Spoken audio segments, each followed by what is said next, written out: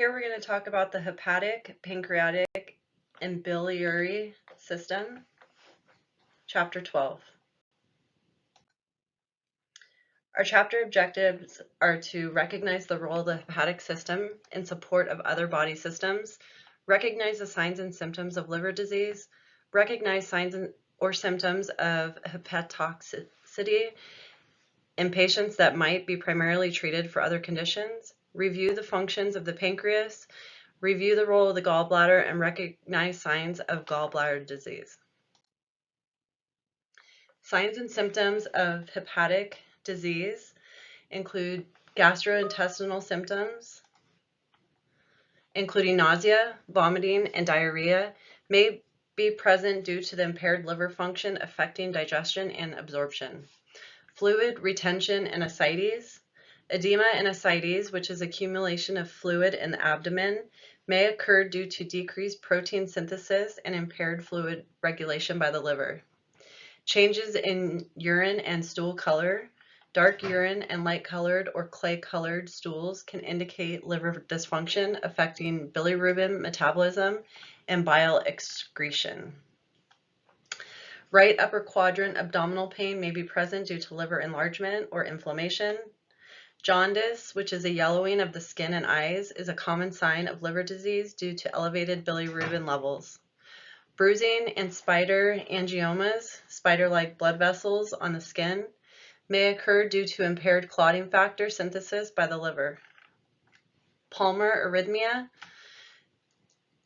redness of the palms, may be observed in liver disease.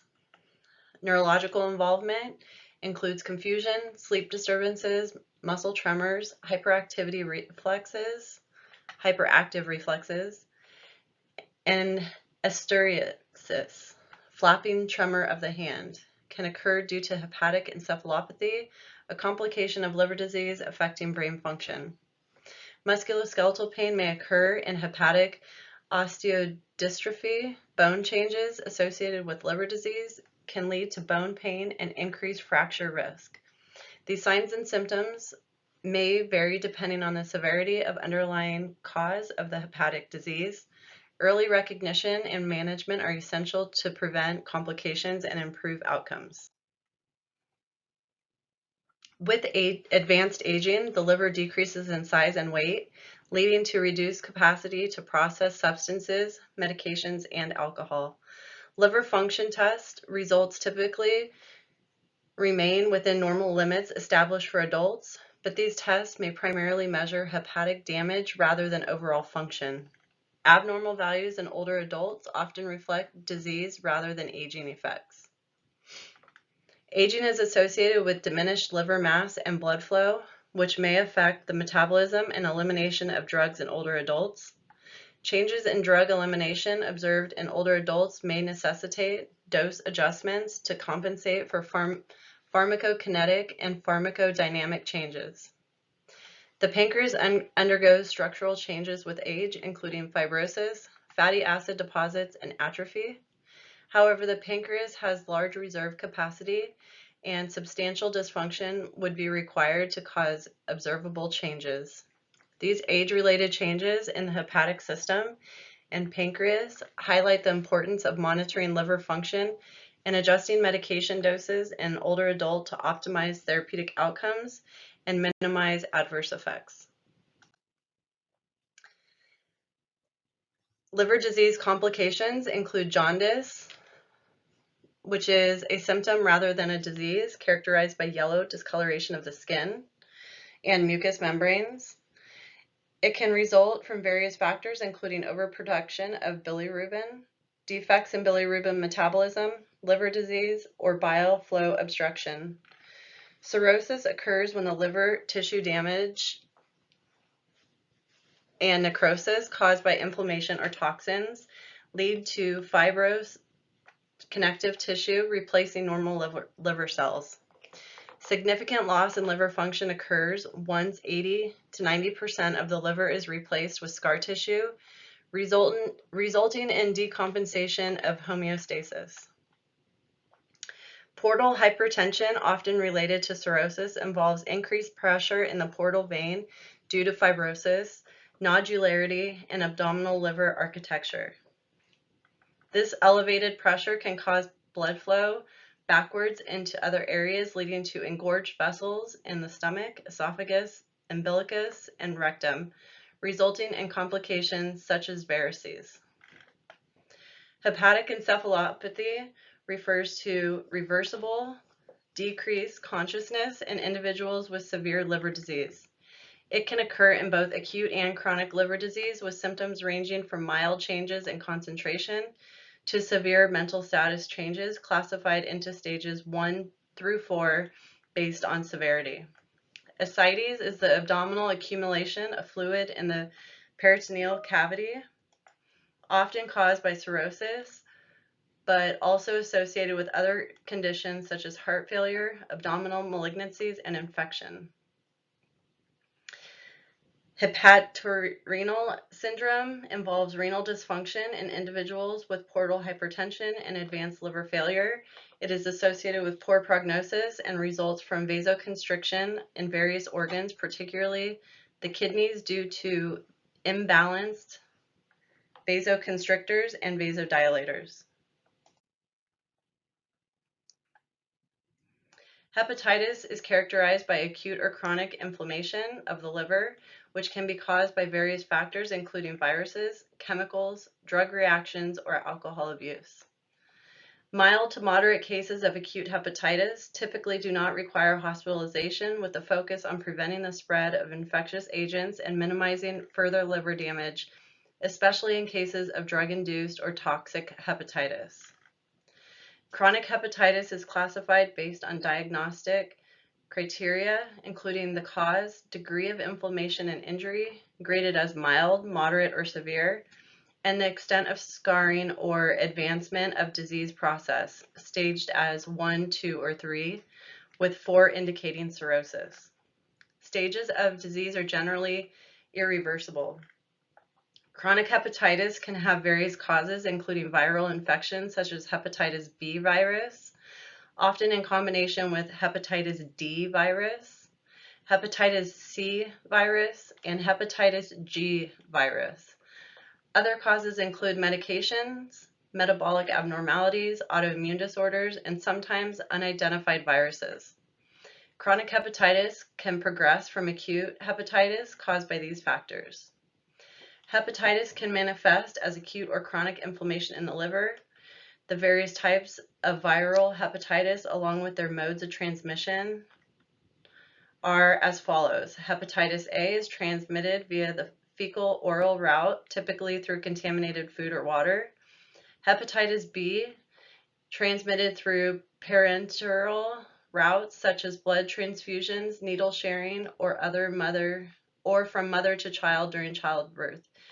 It can also be spread through sexual contact. Hepatitis C, also transmitted through parenteral routes, primarily via blood transfusions, needle sharing among intravenous drug users, or other exposures to infected blood. In some cases, the exact mode of transmission remains unidentified. Hepatitis D, this virus requires HBV for replication and is transmitted through similar routes as HBV. Hepatitis E is transmitted via the fecal-oral route, typically through contaminated water sources. It is more common in developing countries. Drug-induced liver injury. Liver injury caused by various medications, chemicals, or herbal remedies. Over 600 substances identified as potential causes of liver damage. Risk factors include age, gender, women at a higher risk, obesity, malnutrition, pregnancy, concurrent medication use, history of drug reaction, and genetic variability. Symptoms range from mild to severe liver failure. Early symptoms: fatigue, nausea, discomfort in right upper quadrant. Progression leads to jaundice, pruritus, dark urine. Hypersensitivity reactions include fever and rash. Management involves prompt symptom recognition, and initiate appropriate management to prevent further liver damage. Autoimmune hepatitis is a chronic inflammatory liver disease of unknown cause. Its etiology and pathogenesis, it is unclear, remains an area of ongoing research. Symptoms include fatigue, jaundice, anorexia, myalgias, and diarrhea, often associated with other autoimmune disorders. It is chronic, progressive, and inflammatory. Balancing and conserving energy and maintaining body function during active liver disease is important. Also preventing musculoskeletal deconditioning, loss of strength, flexibility, and mobility. It is important for the PTA to focus on energy conservation strategies to prevent further musculoskeletal deconditioning. Alcohol-related liver disease, also known as alcohol hepatitis or alcohol cirrhosis. Risk factors include coexisting factors such as hepatitis C, smoking, and obesity. There is a predisposition for individuals to eventually develop cirrhosis. Physiological changes.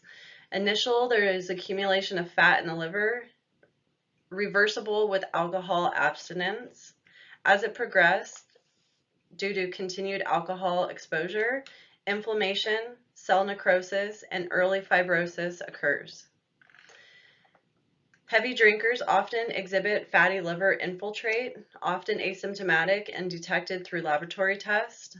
Symptoms include alcohol hepatitis and cirrhosis symptoms, which include nausea, vomiting, abdominal pain, jaundice, anorexia, fever, and weight loss. Hand washing is crucial before treating patients due to increased infection susceptibility. There are three groups of neoplasms: benign neoplasms, which are non-cancerous growths, typically localized and do not invade nearby tissues or metastasize. They are slow growing and unlikely to cause serious health problems. Examples include adenomas, fibromas, and lipomas. Primary malignant neoplasms are cancerous growths originating from specific tissues or organs.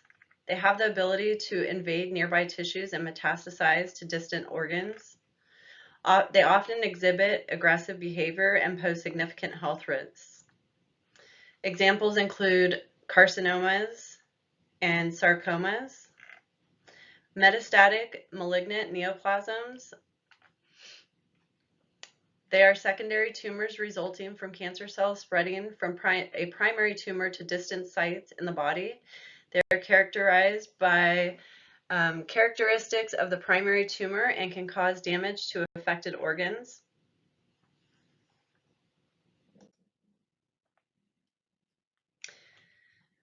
Pancreas overview and disorders.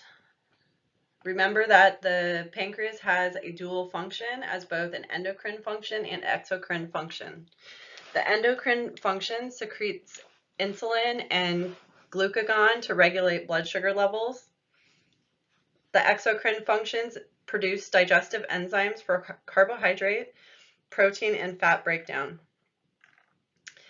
Defective endocrine function impacts the ineffective insulin production or action leading to diabetes mellitus. Pancreatitis is inflammation of the pancreas, potentially causing autodigestion by pancreatic enzymes. The two types are acute, often mild and reversible, or chronic, which is recurrent or persistent inflammation.